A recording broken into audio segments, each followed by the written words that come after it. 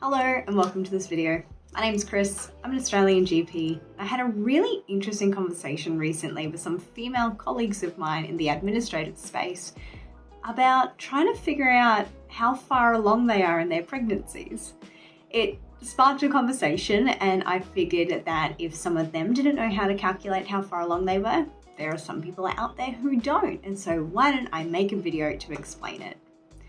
So we're going to make a couple of assumptions right off the bat, which are not necessarily true, but for explanation's sake, we're going to make them the truth. One is that every single person with a uterus has a 28-day cycle, which no, it's not the case. And even if you do have cycles that last 28 days, that is from the first day of your period to the last day right before your next period, it is very unlikely that it'll be 28 days every single time. We are also going to assume that ovulation, so the act of releasing an egg from the ovary, occurs around day 14. Again, this is not accurate for everyone.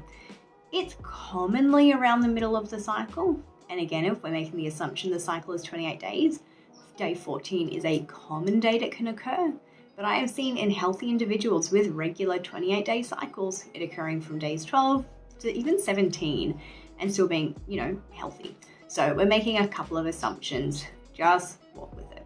So I kind of quickly alluded to earlier, day 1 of your cycle is the first day of your period. It's the day that you start to bleed.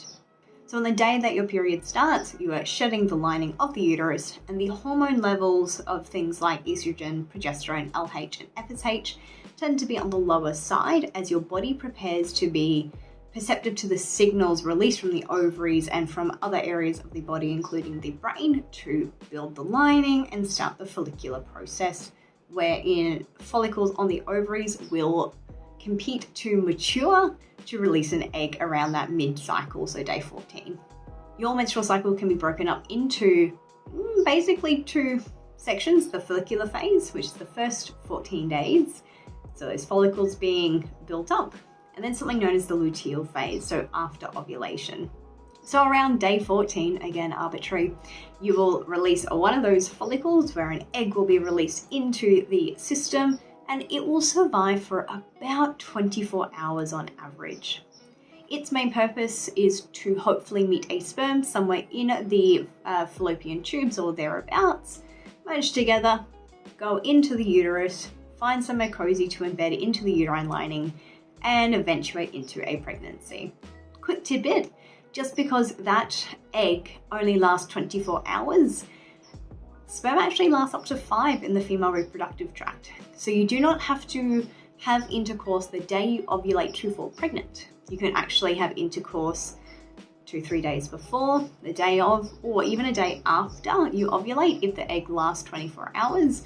So your fertile window is not just limited to the day you ovulate. So now we enter the luteal phase where, for lack of a better term, the follicles on the ovary that didn't release that egg shrivel up and die, for lack of a better term.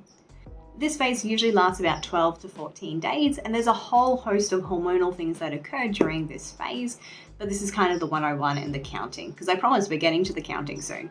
Now, if you didn't fall pregnant, I think it's pretty easy to see where we'd go from here. On day 28, 29, no egg meets sperm embed into uterus to release hormone to say I'm pregnant, so uterus goes, no pregnancy, let's shed, start again, day 1 of new cycle. If you are pregnant, you won't get your period on day 28, 29, 30. Hopefully you won't have any bleeding until well after you've delivered your baby. This is what we call a missed period, and it's usually one of the first signs that people have to then take a pregnancy test. So this is where the fun facts come in. At this point, you are technically or typically 3 to 4 weeks pregnant. Yep, you are basically 1 month down. How does that work though? Because this is where the questions come in. People often say, well, if I only ovulate on day 14, aren't I only 2 weeks pregnant? Or fertilization only occurs a couple of days later, so am I only like a week pregnant? Or, beta-HCG production occurs about 10 days afterwards, so is that when I'm pregnant? The thing is, all of this is very much based in science, but none of it is an exact science that we can track for every single person. So if we were to say that your pregnancy date starts the day you ovulate, even if you are tracking ovulation with your temperature, looking at your mucus, or doing ovulation predictor kits, you won't know the day you ovulate necessarily, or at least not accurately, every time. So that's really hard, and a lot of people with uteruses and ovaries don't go through all of that to try and figure out their ovulation dates. Calculators are useful to a degree, but they're not accurate either, not 100%. So it's really hard for us to say every pregnant person's pregnancy starts the day they ovulate. Day of conception, same thing. You may have had intercourse prior to ovulation, so were you pregnant before you ovulated in that regard? Or is it day of fertilization, which can happen a day after? You get the point. It gets really, really, really tricky because we don't know. We don't know when we technically have ovulated, at least in most cases. There are some that, especially going through reproductive assisted technology, can and will know these dates, but for the general population, we don't know the day we ovulate, we don't know the day we conceive, and we don't know the day that that conception embeds into the uterus. So to make it simple, calculations-wise, we go off the day of the cycle, the day that the ovary started getting those signals to prepare the follicles to release the egg to go on and go forth, and that is the first day of your last period or day one of that cycle. So does that mean then that when you find out you're pregnant, you're actually only pregnant for 8 more months? And is that only 32 weeks? But isn't pregnancy 9 months, but then don't people go to 40 weeks? Like, how does that? Yeah, it's not great either.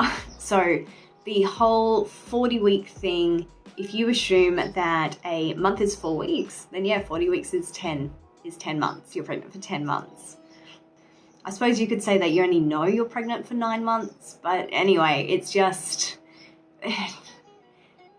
yeah, it's not that simple.